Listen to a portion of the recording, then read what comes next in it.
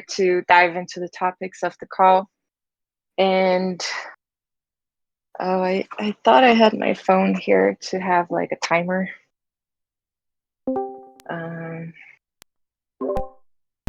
I can help you with the timer, Livy. Yes, thank How you. how long? Let's do like 1 minute. Okay. I think it should be enough, hopefully. Yeah, so the question I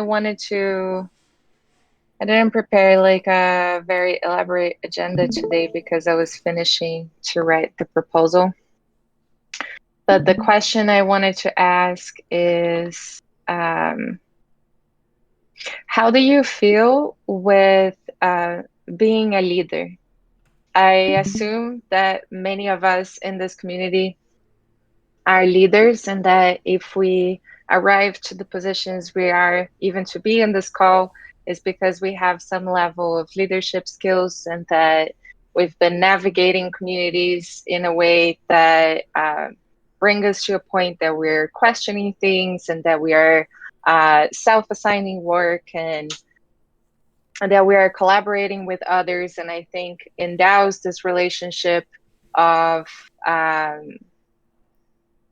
someone proposing something and a person accepting it, and vice versa, happens a lot more frequent than in a government or in the state, for example, where the people promoting the rules are usually the same and the people adopting the rules are usually the same. So we have this flip dynamic here that happens very frequent. Yeah, so I just wanted to hear everyone's feelings on that, on like a very personal reflection on leadership. And that's awesome, Chewy, that you're in the beach. I'm happy to see that. I'll pass it to you. Thank you, Livy. Leadership, I've been rediscovering leadership since ETCC, to be honest. I had never realized before that usually leadership has a great like charge or weight of to be like competitive, right? Like who is a better leader, or like instead of this like awareness of a universal like leadership capabilities that everybody has. I feel that anybody can be like a leader in different areas, even if like they're more like introvert or extrovert.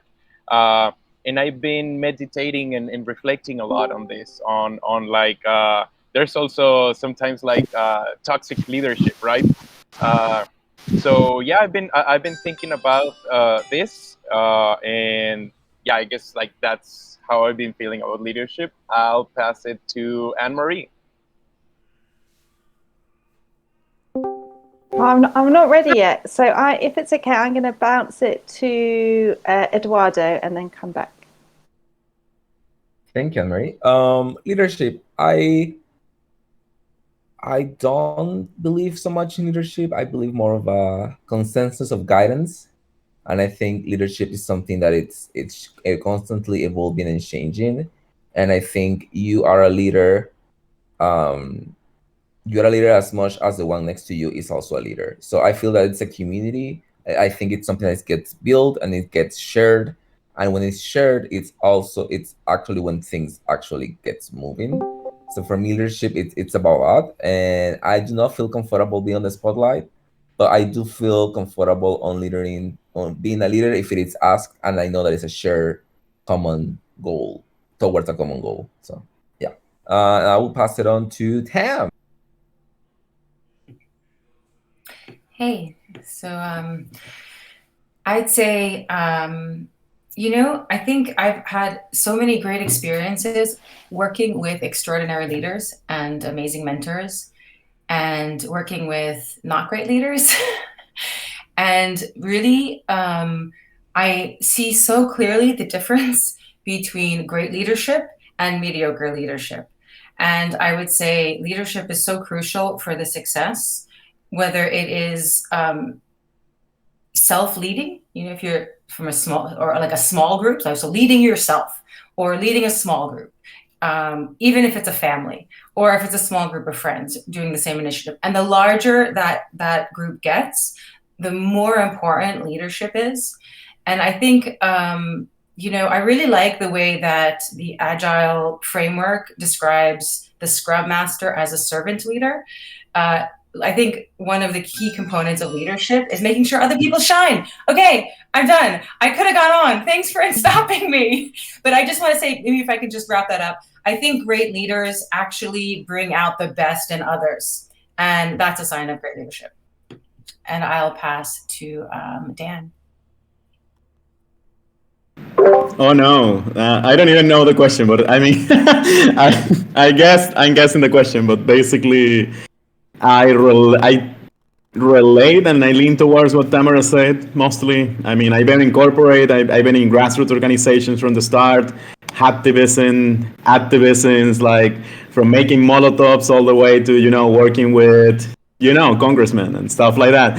So, and IBM to Common Stack. So yeah, it's very diverse, and I guess like every different kind of space, organizational space, and congregation of humans can have some kind of leadership. I mean, like leaders emerge. Sometimes they don't even want to be leaders, but they do emerge. I mean, like they're called, the hero's journey kind of thing. We had the stewards. What was the hero journey there? I don't know, but this is kind of fun to think at. And I'll keep thinking about it. I'll pass to Lauren, if she hasn't gone, of course. Oh, Yeah, I totally so- just jumped in. I don't understand the context. Yeah, I was gonna give it to you just for the people that joined recently. So we're just talking about leadership, but a reflection on how leadership resonates to you. And I was just sharing how in DAOs or in like self-governing communities, we have this dynamics of rulers and ruled happening with a much quicker flip than in the state, for example, where the same people are always ruling and the same people are always obeying. So we have to develop some type of leadership skills that are like shared between like a large group of people. So it's a lot of people with leadership skills. So I was just bringing a reflection to that. And how do you feel about your personal relationship with it? Oh, I can definitely go. Well, I mean, something I really like about being in these DAOs and sort of like commons organizations is that like leadership often arises just by people taking initiative. So it's like where there's an opportunity, like if someone sees an opportunity to take the lead on something, or they think they can do something, or they think something needs to get done, then they're often one of the best people to actually take that on and create that. So I think that like I noticed, yeah, like these leaders come up in some aspects and then like move into other things, and then the leadership is like a little bit more dynamic and moldable, which I think is like really, really natural. And yeah, and I like it, and I feel like this is like how I organize myself within DAOs. And yeah, I guess I'll pass it to Griff.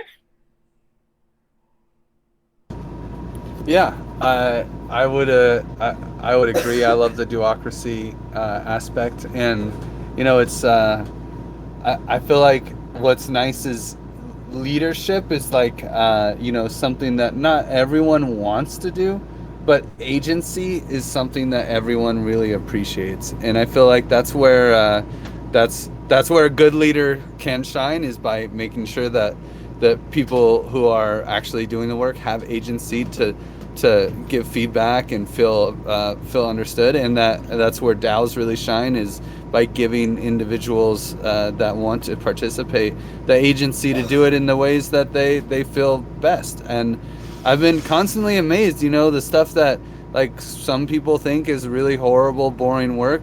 Like there's nothing in a DAO that's like cleaning toilets, but even cleaning toilets, some people like doing it. It's crazy, like at least from my perspective, I don't really like cleaning toilets, but if you can find someone who loves it, then and they have the agency to do it, and it's cool, then it's great. And I think that's where a leader can really shine, is by making sure and getting feedback from the people that they're leading. Like, do you like what you're doing, and how can it be better, and making sure that they feel appreciated for the work that they do. I'll pass it to Nate. Did you get to go? I have not. Thank you. Yeah, leadership. That's a good one. I've worked in support roles all my life, and I don't think I've ever seen a leader that has had power. Almost all the leaders I've ever met in my life have been people with no power at all, and they've been able to connect and create relationships with other people and empower them to be the best person that they, who they are. And I think that's something that is just characteristic of a leader, whether they are in the spotlight or not. Because I mean, a lot of times I think we kind of, fetishize leadership to a point where it's kind of, not productive. And I think that we kind of overlook the people that do day in and day out build relationships with every single person in the community, and making sure that they, everybody's, and it has nothing to do with work, but strictly just making sure that the best is those people are valued. So I'll pass it to Zeti. Oh, thank you, Nate. Yeah, I kind of agree with what Edu and Lauren were saying. Like, for example, I really don't like leading something like by myself, and it feels like a lot of pressure. But it's very good on the DAO space. Like, you can easily like get with someone and take the leadership together. And I feel like leaders, I really prefer to collaborate than to lead. I also with Nate, I think I have more like a supportive role. And like when you see something, like you want to see it done, like for example Acid Laser, like he saw like the YouTube channel wasn't looking it, like the content was organized and everything, but it wasn't like the design graphics were not like he wanted, and he just he leads it and he did it and he make it happen. So like that's good about DAOs. And I'll pass it to Raider.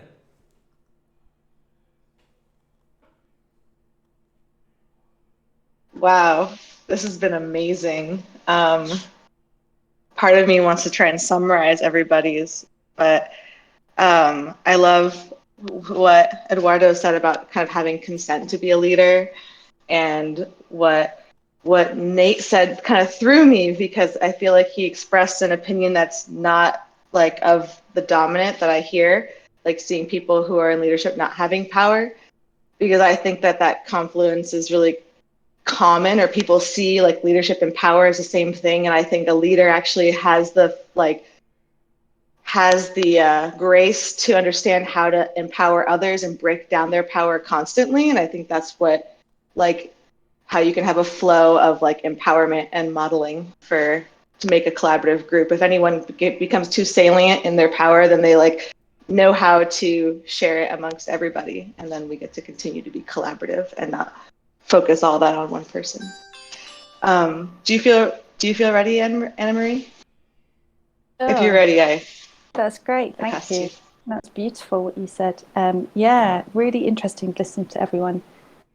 I think about leadership quite a lot, and what does that mean to me? I think where I'm at now, I was reading Charles Eisenstein's The More Beautiful World is Possible, and he was talking about how we can never know the impact that we have. And I was thinking that leadership is a lot like that. We never really know how people view us or the impact we have. I think that leadership probably is about settling into ourselves and doing the work that we believe in, and speaking about things that matter to us, and being ourselves more and more. The more that we can do that, the more likely we will impact certain people in ways that we might not understand, that would be viewed as leadership. That's probably where I sit. And I will pass to Anka. Thanks, Anna Marie. Yeah, I think that I learn about leadership every day by seeing others, and also by examining my own behavior. I think that there are different types of leadership, and for me, something that struggles a little bit is to delegate. But what I like about leadership is that you can promote your ideas and try to gather people that think similar, so that you can multiply the impact. And like I was thinking on this Spider-Man quote, like, with great power comes great responsibility. And I think that leadership is also a responsibility, because, like, yeah, I am the gravity steward, and people sometimes want or expect like certain confidence and certain like neutrality, and sometimes it's difficult to like always be neutral, because we always have like also personal interest and personal positions. But you have to like try to not only talk about things but also to practice them. And that is comes related also to nonviolent communication and of conflict management. Like, it wouldn't make any sense for me to be talking of conflict management if I am causing a lot of conflict. And I think that can be applied to different types of leadership. You have to, in order to be a leader, first you have to lead by example. And I will pass to Mateo. Hey everyone, I'm kind of distracted. There is like a storm going on right now, but I agree with pretty much what everyone has said so far. I just wanted to add something like little thought that I had while listening to you all, that there are some organisms in nature that just work by default because everything has like the agency, as Griff was saying, to act like a leader for the part that they have to do. So I believe that in the future, all of these organisms will have multiple leaders that make everybody in the system shine. And I think that is a beautiful way to see it. I know that the human part makes everything complicated, and sometimes power and personality and many things can make that impossible to do. But I think that eventually that natural sense of leading just to a certain goal, because all the organism or all the system requires it, will happen eventually. I'm not sure who's missing. Katie, have you gone? No, I haven't. Thank you. So many wonderful thoughts. Griff, you stole the word out of my mouth. I was going to talk about agency. I think, Mateo, you did too. And that idea, and also what Tam said about having others shine. So for me, with the background as a professor, I've really needed to utilize this skill of kind of helping others discover their own agency, so that and now in the DAO space and with all of you, I've been learning so much about watching that agency sort of shine through everybody as we all take on these different roles of leadership together. So collaboration, leadership turning into collaboration, and these wonderful words that are being passed around, empowering others to let them shine, and making impact on folks in ways that you may not at first see. I really love doing that myself, creating and being a part of that energy. It's wonderful. I will pass to Mafer Cordovas, please. Hi, sorry, I just arrived, but I'm very intrigued on everything going on in the TC, especially on the Softgov Steward. So I'm happy to be here. Yeah. Well, welcome, Mafe. So we're passing around with this question of how do you feel about your personal relationship with leadership? If you want to answer. Well, I have studied a lot about leadership, and I have done a lot of programs, but what everything goes in common is that a leader shares the values with the team, especially because a leader always arrives with the sense of service. So a leader first has to be a follower in order to become a leader. That for me has become a little bit by my philosophy in terms of arriving to a new place in a new organization and community. And I think it will stay with me for the rest of my life.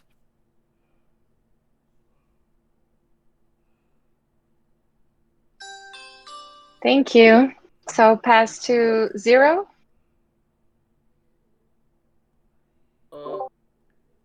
Yeah, there's nothing much I can say. So I'll pass to Ryder. You were the last one. So thank Yeah, okay. Thank you for giving me the opportunity to talk a lot. you didn't talk a lot though. I know. Cool. Thanks everybody for the very inspiring answers.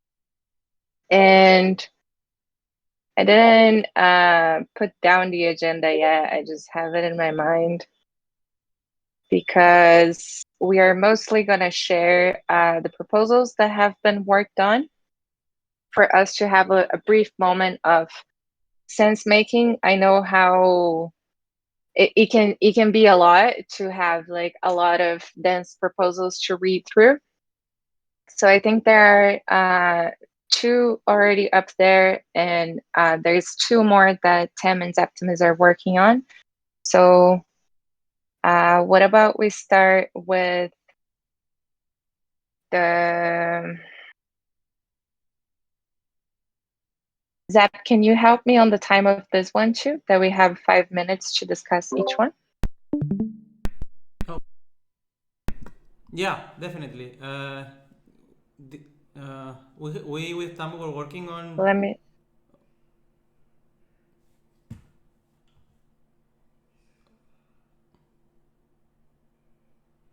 I think. Are you? Yeah, I'm here, but I. Oh, okay. But I don't know what I have to say or do. Oh no, I was gonna start with the 75% governance give back that was proposed already. So then we can move to yours and Tim proposal, and maybe Juan or Griff, you guys want to share what are the biggest things that people should know about this proposal, and are there any topics to be discussed, or how to bring awareness to this proposal?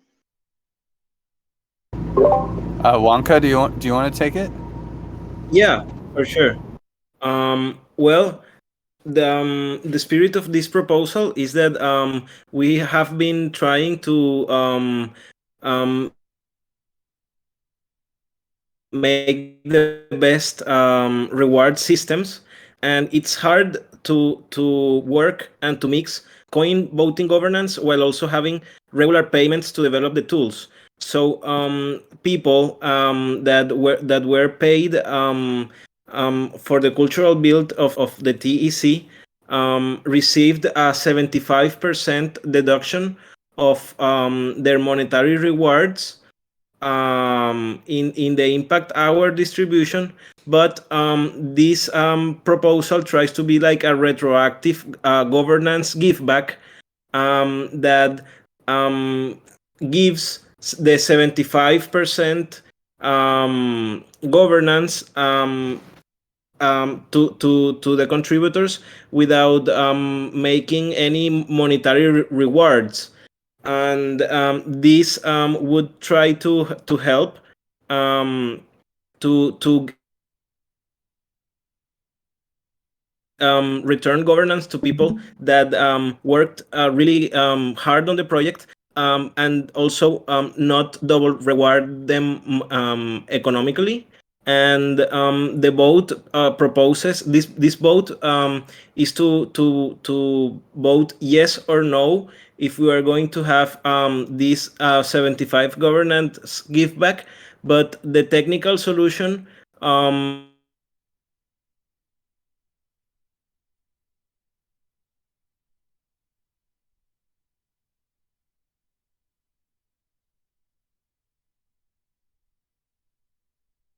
Can anybody still hear Juan? No, I think I we am lost sorry. Juan. Oh, there we go. He's back. Oh no, he's not. I can continue with his thought. The technical solution is unknown exactly what we'll do. There's two solutions, and they're described here. The first is like honestly, I think it's the one that we will likely go with because it's very easy to implement, and honestly, our dev team is not as engaged as we would like. So it's probably the easier way to apply this if it passes. But we need to confirm that it doesn't cause other issues, and that is still under investigation. But the first technical solution would be to actually just mint TC tokens at the Commons upgrade and put them in a vesting contract. The vesting contract would stop them from being transferred forever, and they would just sit in someone's wallet, in these people's wallets, and then they would have the tokens in their wallet, but they could never sell them or move them. But it would look like on Block. The problem with that solution is that it would look like on Block Scout that they have this money in their wallet that they don't really have. It's only governance rights, but it would look like it's money, and that's not pretty. And it's not the most elegant solution, as it doesn't solve the problem for everyone in gardens. The real problem is that the long-term solution, which will be pursued no matter what, is making it so that you can vote on conviction voting with multiple tokens. And if there is progress with OneHive and trying to implement that solution, we might make the choice to not take the quick and dirty solution, but instead hold out for the real solution. But that real solution would take many, many months to design, build, test, review, and we will lose the governance rights of these people for the most important initialization phase. So it's a technical decision on what solution we choose. What we need more than anything is signal from the community on whether or not it even matters to research this. We have other work to do. We need to get the bonding curve out. Hey, we need to do the Commons upgrade anyway, right? Come on, guys, cut us some slack. Like, tell us. We'll finalize the research. Right now, next week, Brett will review whether or not the quick and dirty solution. Brett, who's doing the code review for the bonding curve, he'll review whether or not the quick and dirty solution causes other issues that we're not aware of. So we'll have some confirmation on if that's even an option next week. And then, but yeah, ideally in this vote that we just don't worry about the technical solution, and we just confirm whether or not we want to actually give these governance rights to these people. So can I ask, why would it matter if you said, was it block something? If it shows that they have money that they don't really have, why does that matter? As long as it is vested and we know that they're going to be sold and it is just for governance. I don't think it matters. I don't think it's a big negative, really, personally. But that has been the issue that has been brought up, so is worth expanding. But the main thing is just confusion. People looking in their wallet, seeing money that they don't have, and then maybe trying to sell it or something. It's bad. Well, wouldn't it also have an impact potentially tax-wise and in that way too? I mean, right? Personally, I think that we get too hung up on these technicalities because, like, Is the IRS guy going to look up your Block Scout address? I mean, come on, he doesn't have a clue what's going on. It's like if you report it, you report it. If you don't, you don't. And like you can explain to them just as well where the money is if it's there versus like, oh yeah, that money doesn't count. You know, like they don't they don't know what we're doing. No, I only raised that point just as an example, just to answer maybe what Anna Marie was asking, like why is it an issue? Potentially that is. I don't know. No, I mean, I don't care. Good to understand. Thanks. The other big issue is just from a technical standpoint, it's a little bit, the math is less elegant, you know, and this is where Sem really gets a little bit frustrated with this solution because we are really kind of hacking the bonding curve a little bit, and like the beauty of the bonding curve is kind of being disgraced in this quick and dirty solution. But from a practical standpoint, it is very much the easiest way to go, especially considering that our Common Swarm dev team is basically quit because of the praise debate outcome. So.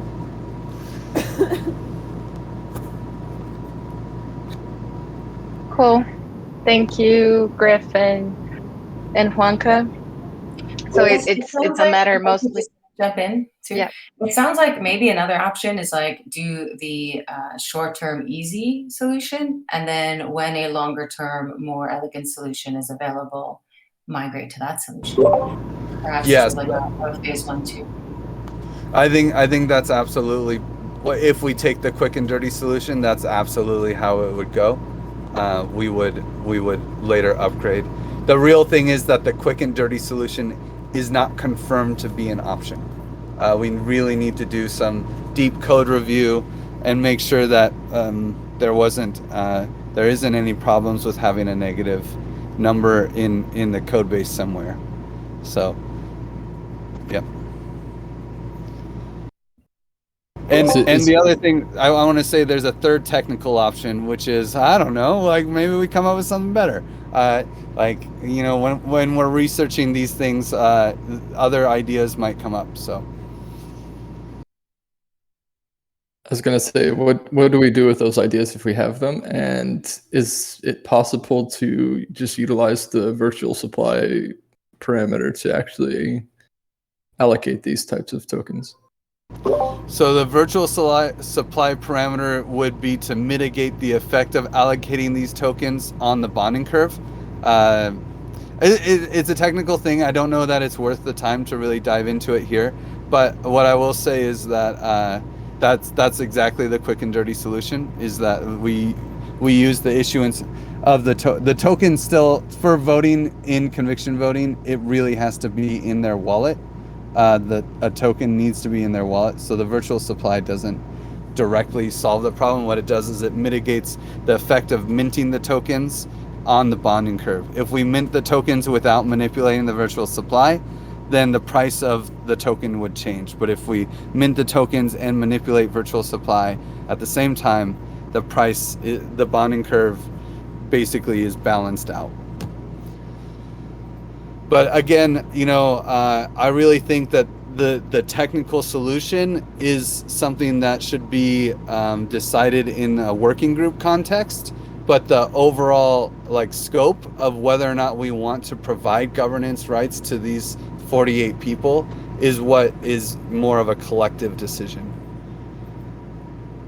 And if we have amendments to this proposal, can we post them on the forum?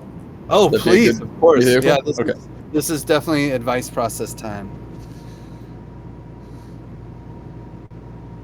Cool. That's great.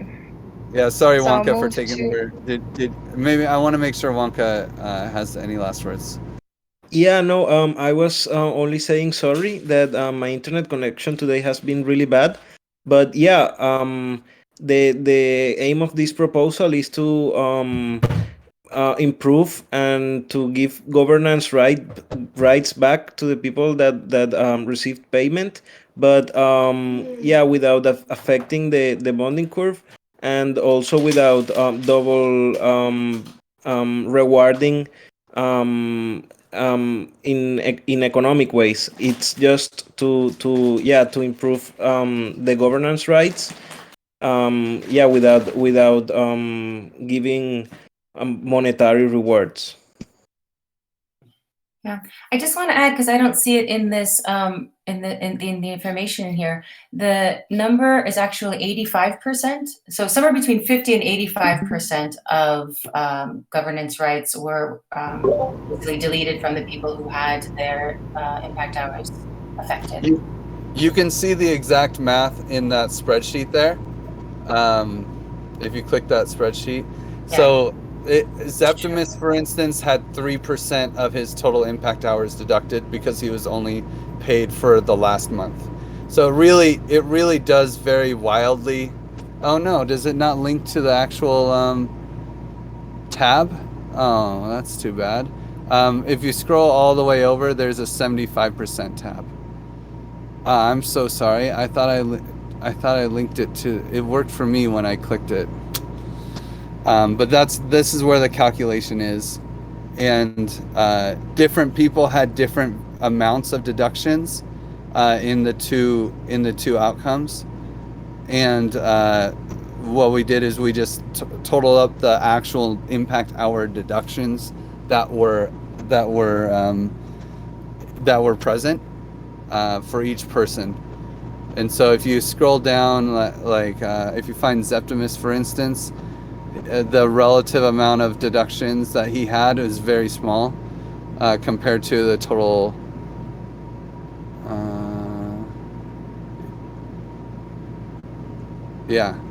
compared to the total amount of impact hours that he had. It was very small. So considering Zeptimus only started getting compensation the last month, is he the best example for us to use? Last 2 months. Well, that's the thing, is that it varied wildly based off of how often you receive payments, so, and how many impact hours you had, and these sorts of things. For instance, Gustav Fries, it's just a complicated thing. You can't simply say, oh, people receive 50 to 85%.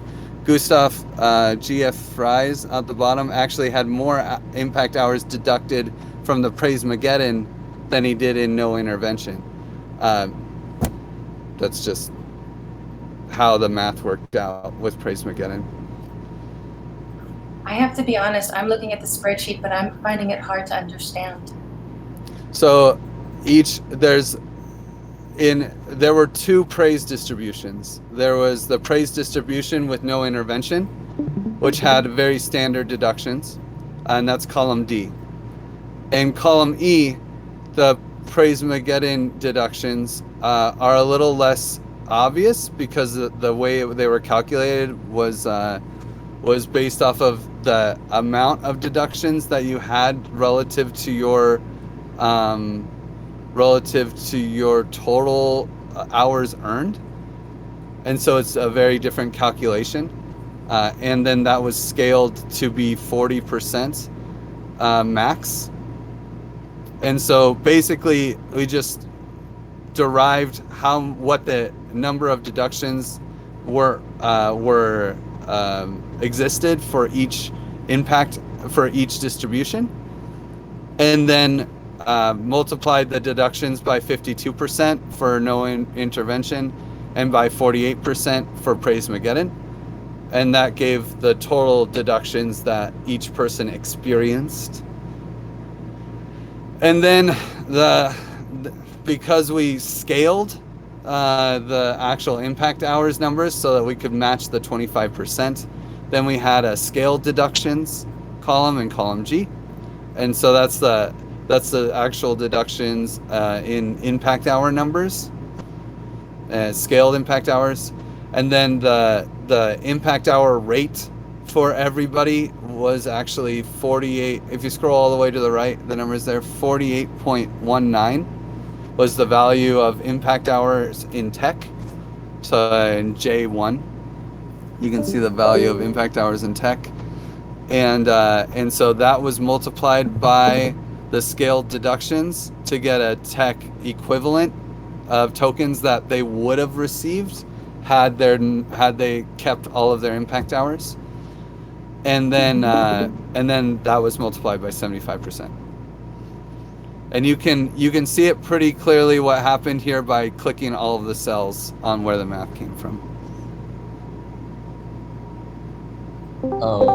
I ask, in the case of the forum post, where you have for example, you print 16,413, that number is to be, but that's the total amount. Like, that's still a little confusing, like, to understand what that number means.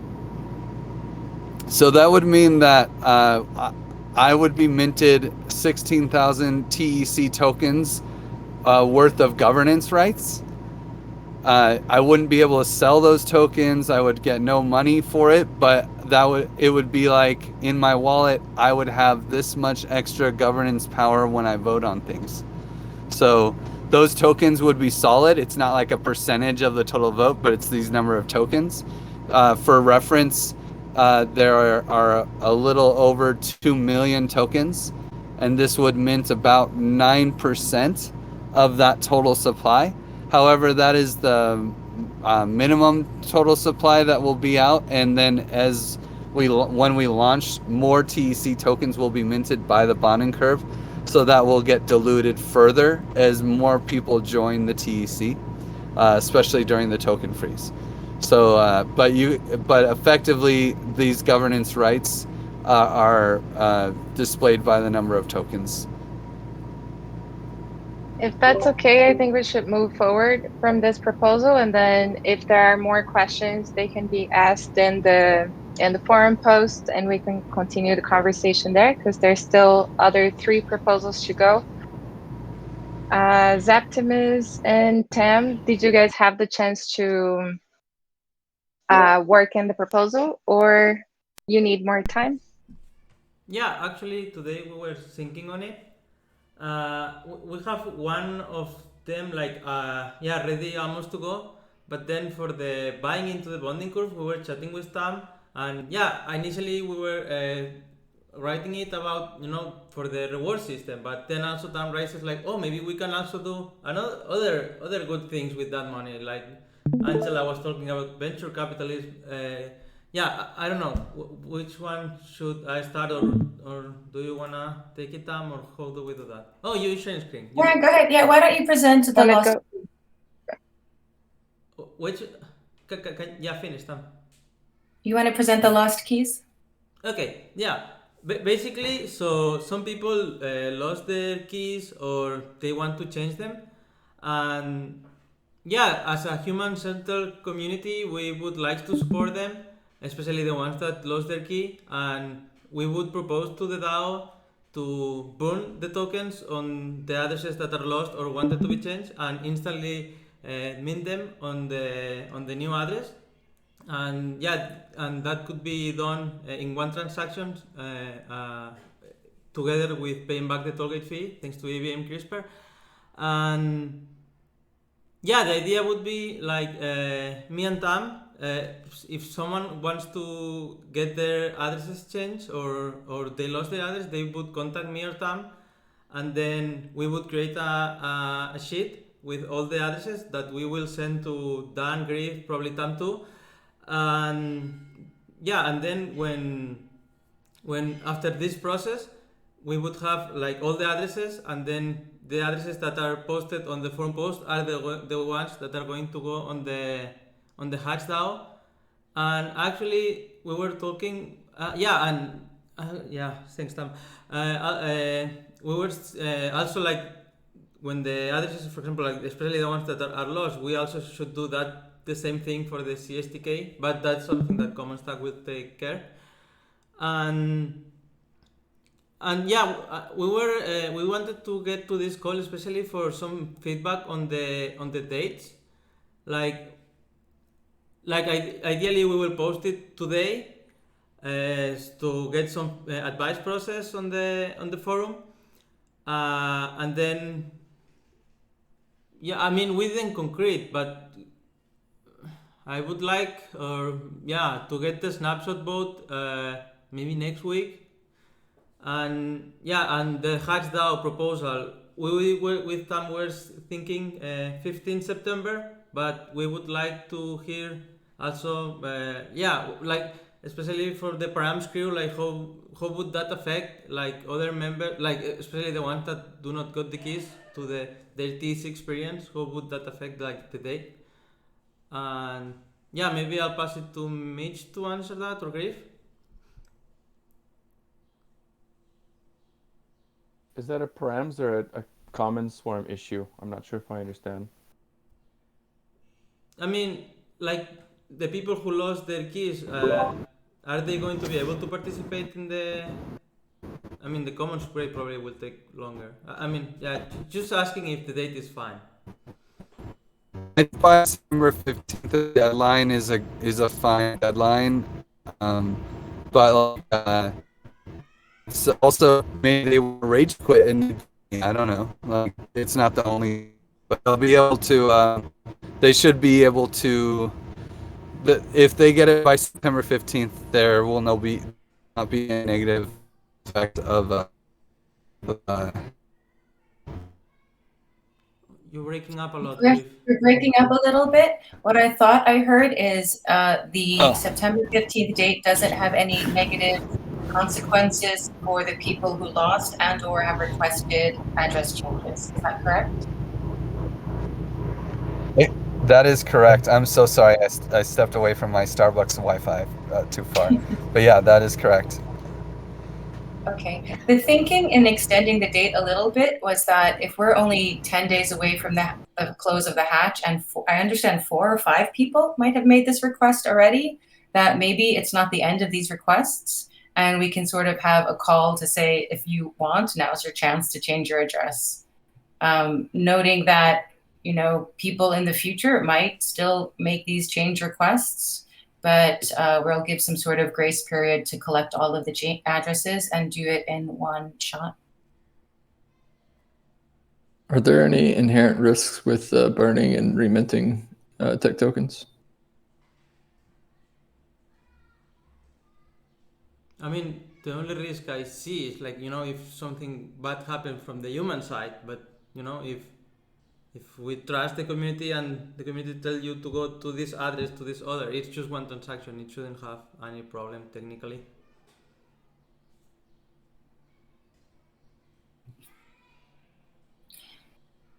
It's pretty straightforward. I think this maybe should we, unless there's more questions to ask, is a good question actually. We should move on to the next one, which is slightly more complicated.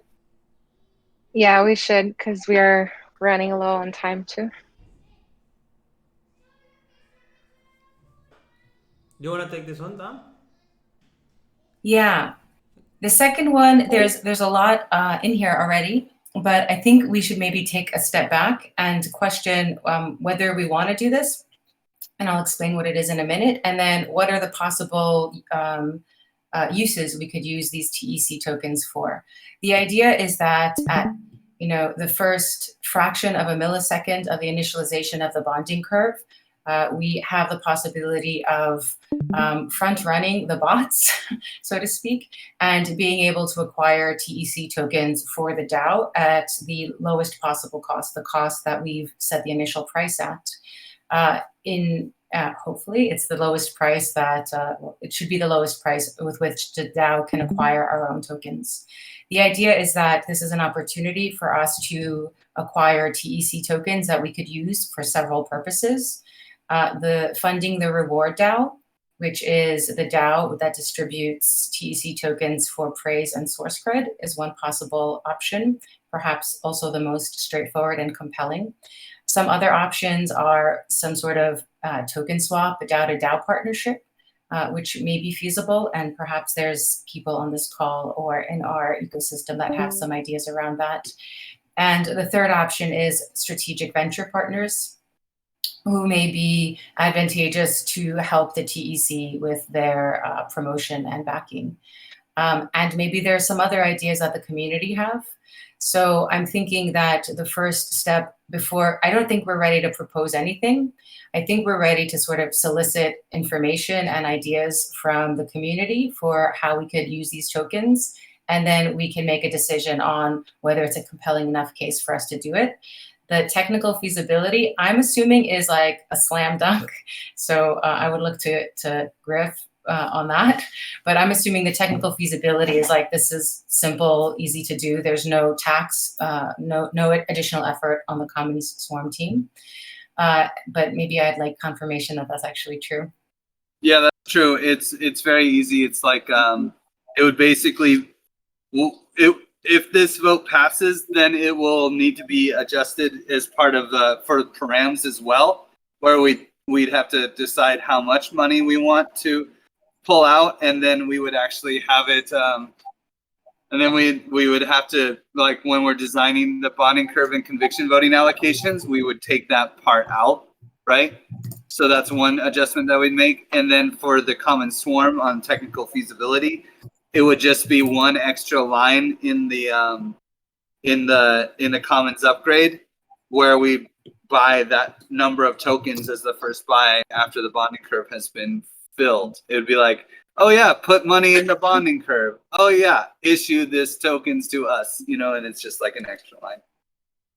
And there's no technical issues. I'm sorry, guys. I'm having some bad internet issues. I think I have to leave the call early. I'm really sorry. Where would these funds come from? From the DAO. From the Like treasury. Commons pool, or So the reserve? where do these first three things, where do they cross over with what the goal is of having the common pool? The common pool is there to fund the TEC initiatives. So buying TEC tokens and then putting them back in the reward DAO seems kind of like counterintuitive to this common pool that we're setting aside for ourselves. From my understanding, this comes even before the common pool because it's the initialization of the bonding curve. So no? No, because we have the hatch and then we have the commons tribute. So automatically from what we've raised in the hatch, before the bonding curve even sets up, we've taken a percentage aside and put it in another pool. I think so. It's a great question, actually, and one that I think merits a lot of discussion. My way of seeing it right now is that it would essentially mean this would be a way for us to acquire additional tokens at the lowest rate possible, essentially, before the price of the TEC tokens go up. Yeah, I mean, it's sort of like, do we want that extra fund for different purposes? And that's specifically for the case of the reward DAO. Sorry. And then maybe the strategic partnerships or venture partnerships would be definitely not from our pools, right? That would not be from our reserve right now. That would be like, hey, this is some sort of swap with another DAO or other partner. Is there a dollar Yeah, I amount? think the appealing idea. Sorry, what was your question, Nate? Sorry to interrupt you. I just was curious because like this whole thing depends on like how much funds we're talking about. Because if we're talking about like getting strategic venture partners, that probably will require a significant amount of funds, and that's a whole different topic than just saying let's allocate a little bit to the rewards DAO and to get it bootstrapped. Yeah. Yeah, so that's why I'm saying I think we're not close to a proposal. This is like, well, what are the options? Is there a specific partnership that we have in mind that we should investigate, that we should look at some terms with, and then bring it to the community for a vote? So we're kind of really in the very beginning of fleshing this out. I think this is a good stage, though, to put into advice process so people can interact with it as it is now and give ideas. And we have 4 minutes left, 3 minutes. If it's okay, I would just want to go through the reward system proposal, because I think it also helps informing this one. And then we won't have time for questions, but then we can write them in the forum too. Just share my screen.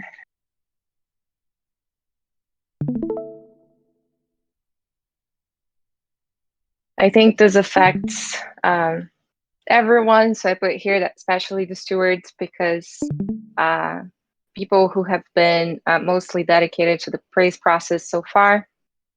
And Octopus helped me a lot to put this proposal together, especially to understand what were the technical solutions we could use and how long it would take to implement them. And YGG also offered to have this happening in labs. So that's pretty cool. And we're mostly addressing the problems that the quantification process was super time consuming, that only a few people were volunteering to do it because there was a low incentive to volunteer.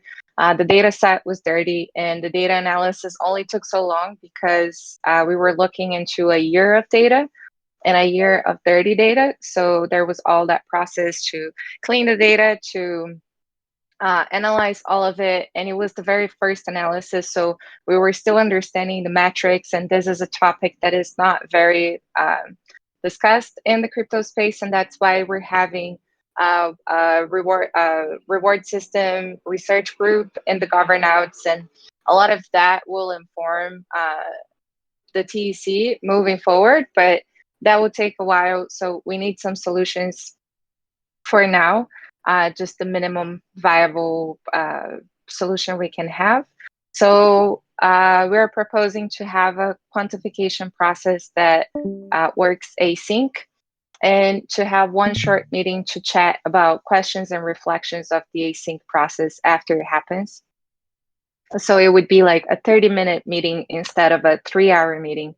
And it would be mostly to discuss cultural insights, and that's a great thing to have happening, to have like constant data-driven cultural insights. So we could have a report, the analysis, and the distribution after 2 weeks, every 2 weeks, and distribute it via Reward DAO. That was the DAO we were using for SourceCred, and do it using TEC tokens. So this will help our economy as well.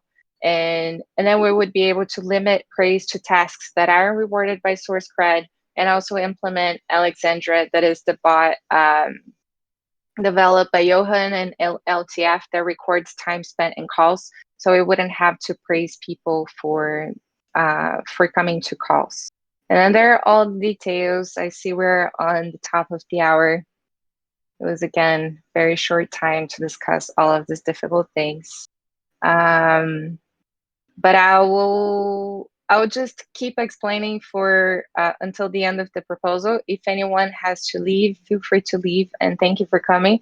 And after this meeting, we'll have a SourceCred meeting just to work on a little bit of this next steps that need to happen here.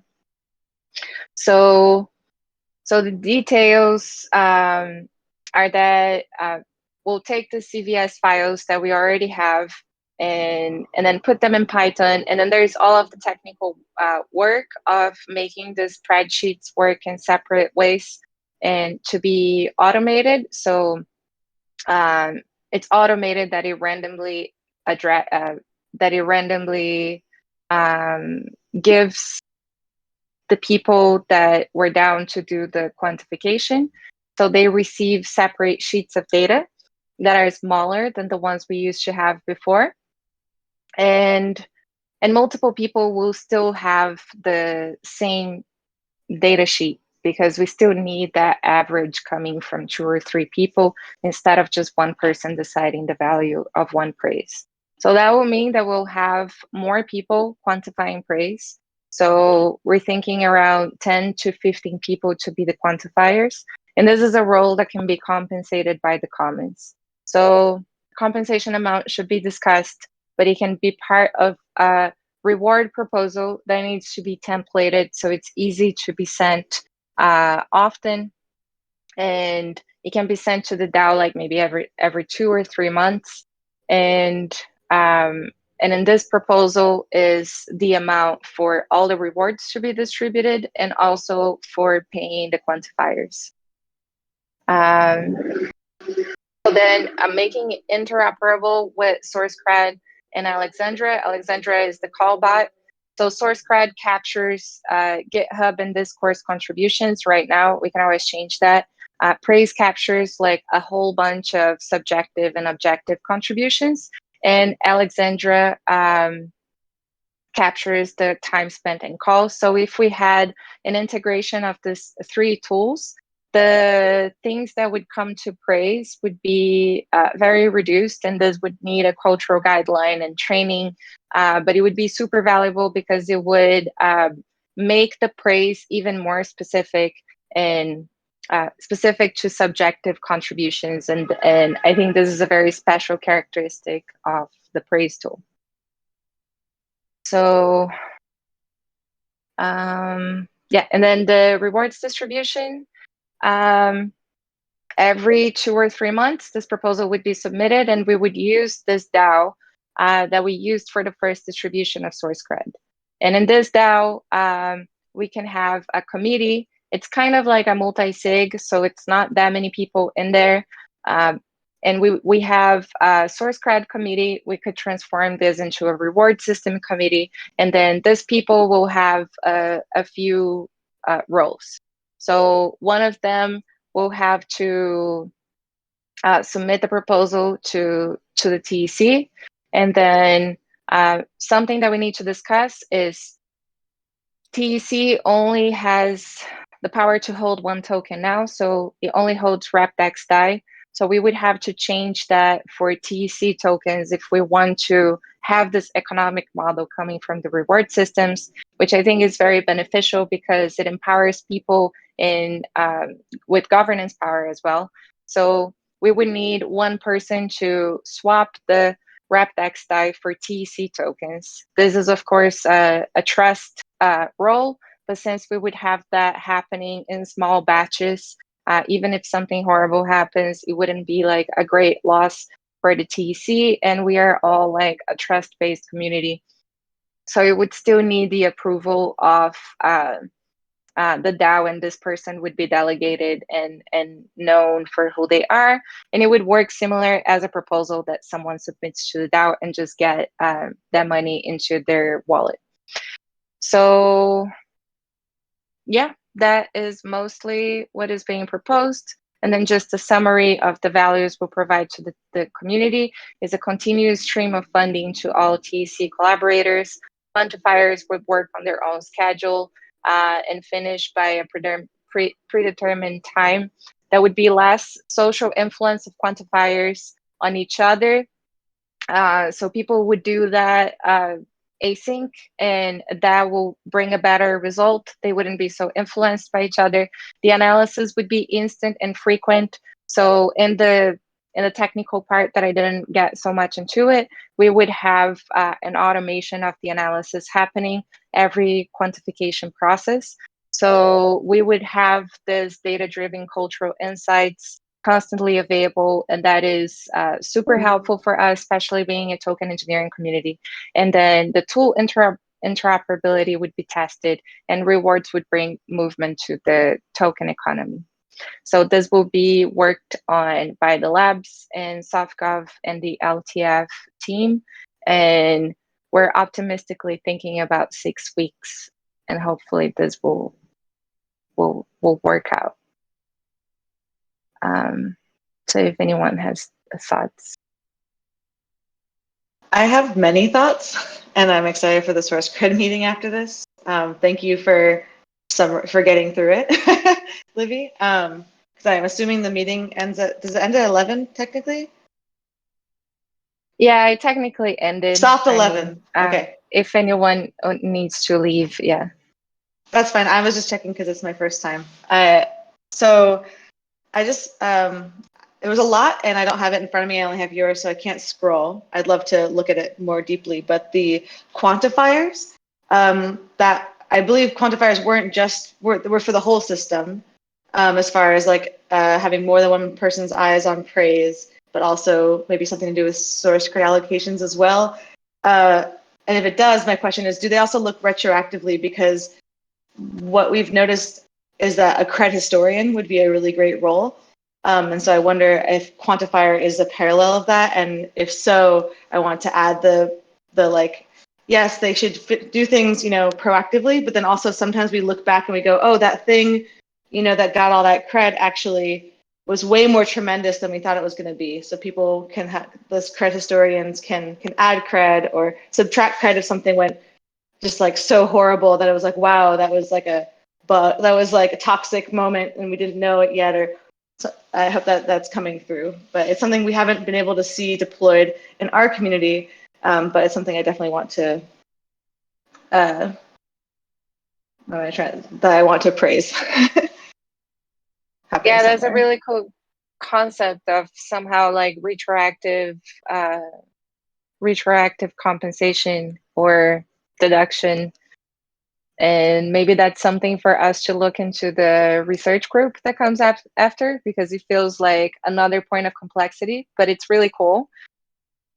But just for reference, the way that quantification works is that every praise dished goes to a spreadsheet, and then that spreadsheet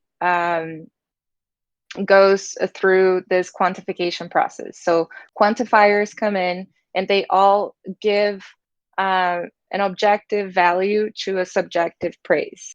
So I praise you for contributing to, I don't know, for asking this great question. And then what is the value of a great question? So this person that is quantifying will give just an objective value to that we were using the measure impact hours. And then those impact hours will turn into TEC tokens. Now, but the impact hour is the average number of the quantification that 3 people gave. So it's not like I say, what is that number? It's like what I say plus what Mitch says plus what Nate says gives you the value of that praise. So it happens that this process was really time consuming because every person had to go through all of the praises. And what we're trying to do is separate them into multiple sheets that can be assigned randomly and scrambled around so people don't have so much a reference of date.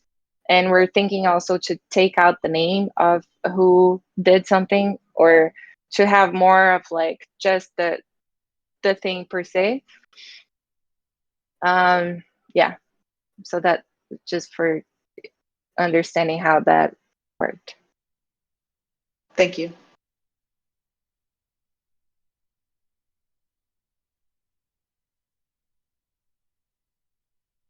Any other questions or thoughts? I really like the having a lot of quantifiers. It will give, like, because sometimes, like, if there's 3 quantifiers that are working very close, like some work is not seen, but the higher of the quantifiers, it will give more accountability. So I really love that initiative.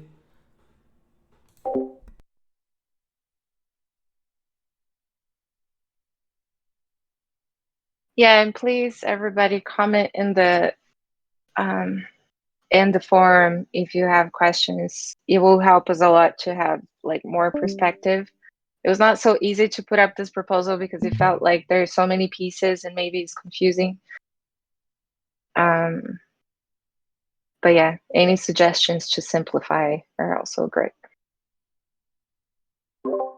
Yeah, I think we will also, it's not something that has to be this way forever. So we will eventually, like every week, learning. And it's not the same when the price system leads for a year, like doing changes. It's different, like it's a week, it's it's easier, and it's much easier, and I think it's good. Cool. So we can officially start our source cred meeting since we were talking about that already. I'm going to head off. Thank you. Thanks everybody for staying until now. Thanks, Livy. Great work. Thanks, everyone. See you later. Thanks, Livy. Appreciate you. Thank you, guys. Cool. So for source cred, Mateo and Ryder, it's great that you're here to give us some like directions on how we can, like, what are the easiest ways to integrate these things, and also there was a comment from ViViV in the chat to use similar to like to Fork Pollen and how they've been working and collecting addresses. So this is something we could do here, and what do we need for that, and how to integrate with a source cred instance and stuff like that. What I could tell from the bot is that it's quite similar to the one that we have, because in the end we still have to activate the identities on SourceCred. So it's just a source of gathering the addresses and all of the users in the different platforms. So I'm not sure if that's currently what we need. I think the most important part that we need to solve for all of these proposals that you were mentioning before is gathering all the data in a single source of truth that is not only SourceCred, because SourceCred so far is the JSON, the big JSON that is being hosted in GitHub, and we need actually to merge everything into one information following a template given by the data scientists, I would say, like some categorizations on what's the value of the praise, the one that's coming from SourceCred, and the one that will eventually come from Alexandra. So maybe I need to see more how the pollen bot is working, but in my opinion, we already have solved that in some ways, because there is still a manual interaction to activate the accounts.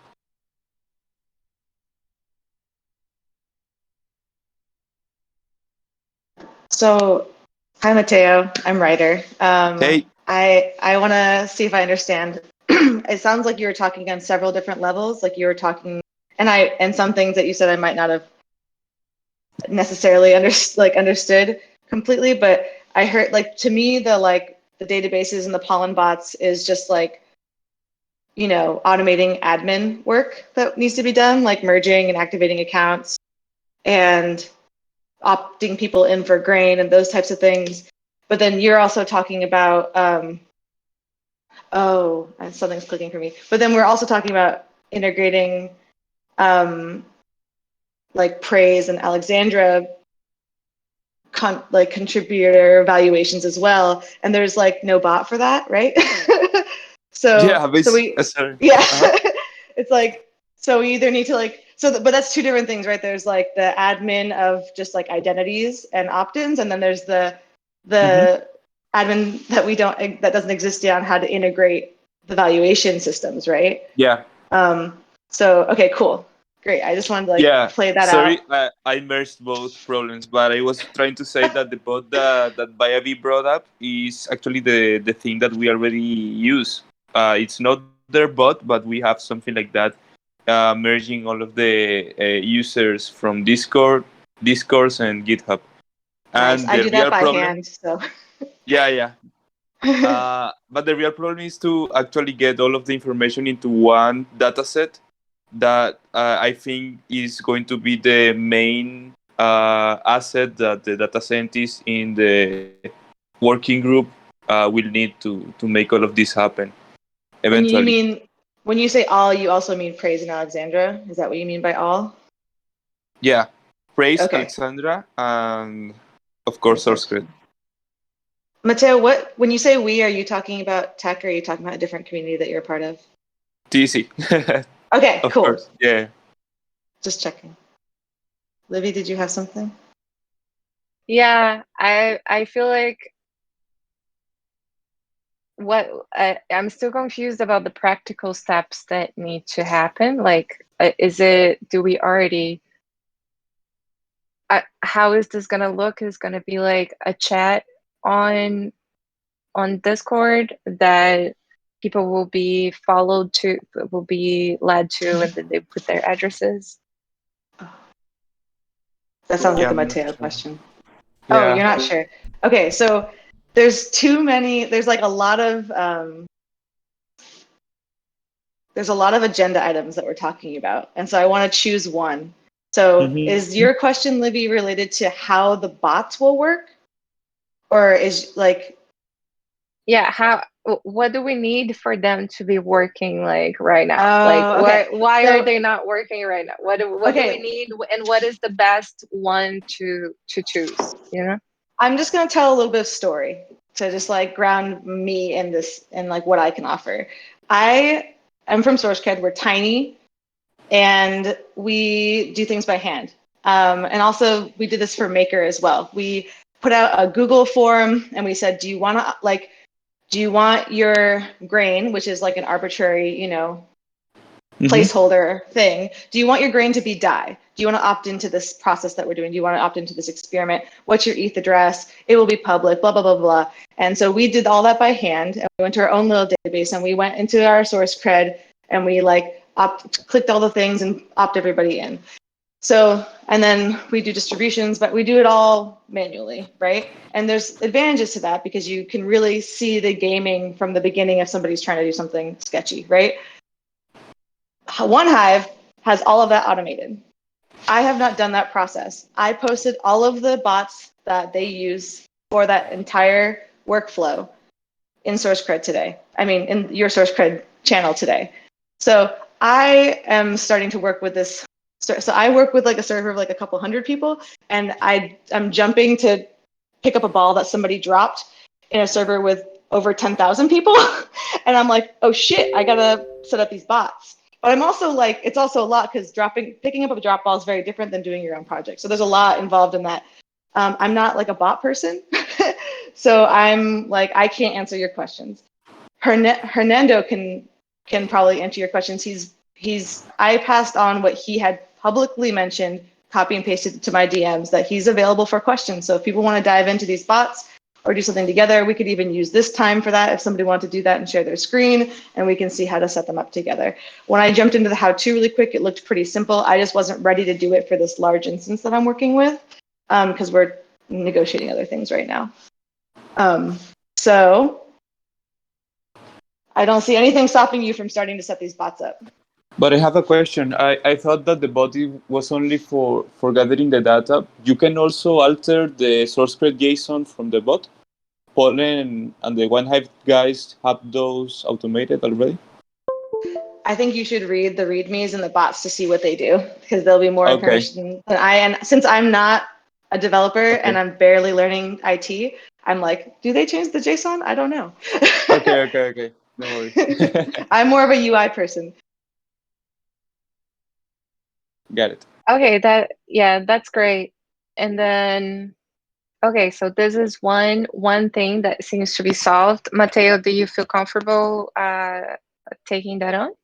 Yeah, I want to check those bots in the technical part and see what's going on, because I mean, if they actually automate the activation side on SourceCred, that will solve a lot. Yes, they're supposed to do that.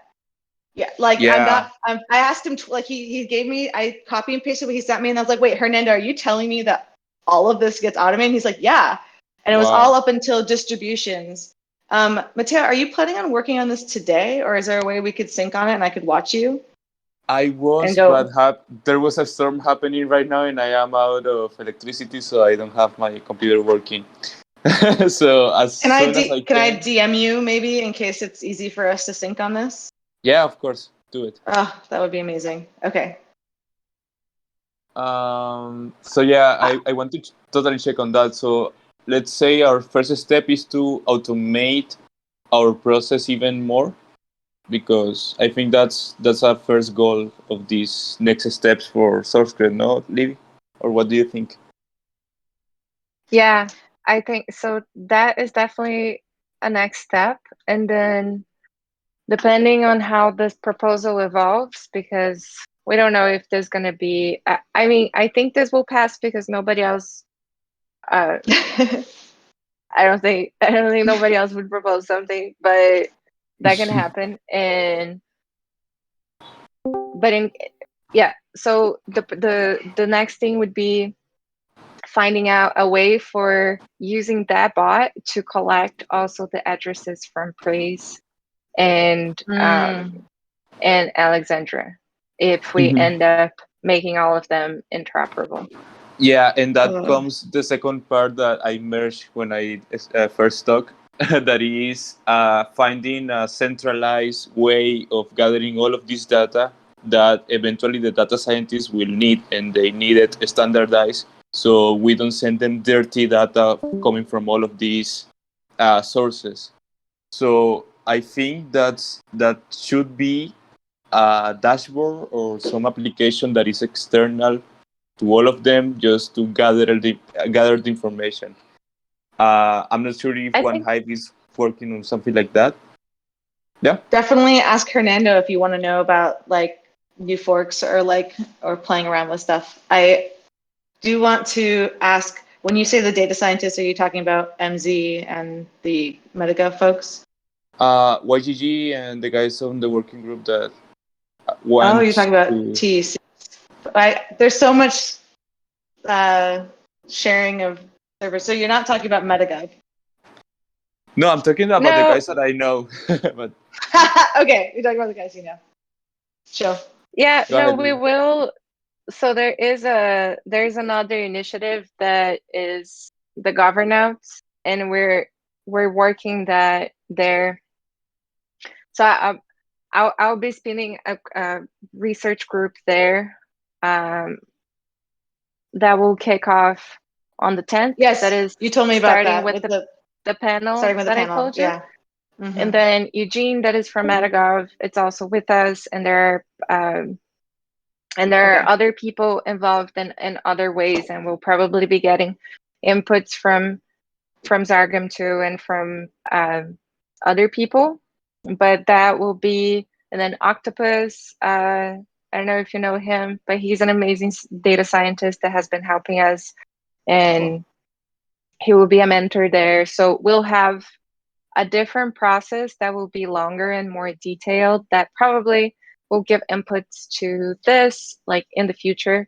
But then now, because we need a solution just for when we actually launch, will be, we have some of the data scientists that we're working on for this proposal. That is Octopus is also helping, but then there is YGG that leads the labs, and he has the LTF, long tail financial, and then there's more people there. So okay, the idea is that we'll be able to look into this data every quantification. And then answering your question, Mateo, I think they can be separate, and it's okay. And like if all the praise goes to just the spreadsheets, and then the analysis of the praise happens there, and we have kind of a dashboard somehow built that we used for the intervention process, then SourceCred, we have the graphs from SourceCred, right? They are like kind of, there's the SourceCred dashboard that we could use that to analyze it, right? Are you asking me or Mateo? Okay. But anyway, yeah, I'm not sure about modifying the same SourceCred dashboard, but I know that Santi made one with someone, I don't remember his name, getting all of the data from SourceCred and showing them in beautiful graphs, so we could use that one. Oh, there's Santi made that. I want to see that. Yeah, it was only for data from November until I think March or April this year, and I'm not sure where that link is, but someone did that. Okay. Well, I'll put a link. I saw that. Yeah. I'll put a link to our what's it called? Cred Graph Explorer. We have something that you can look up a person, and then it'll show where all of their cred came from, every specific like instance, like every message, every emoji, what's coming and going. It's very slow to load. But I have a million questions in the couple minutes I'm here. I want to know how the GitHub and Discourse plugins are working for y'all, how long you've been using them, and where, looking at the Discord, where is SourceCred? Where do you see it? Is it every single channel, or is there a props and a did a thing, or is it your completely different take on it? I'm so curious how it will appear, how it will exist.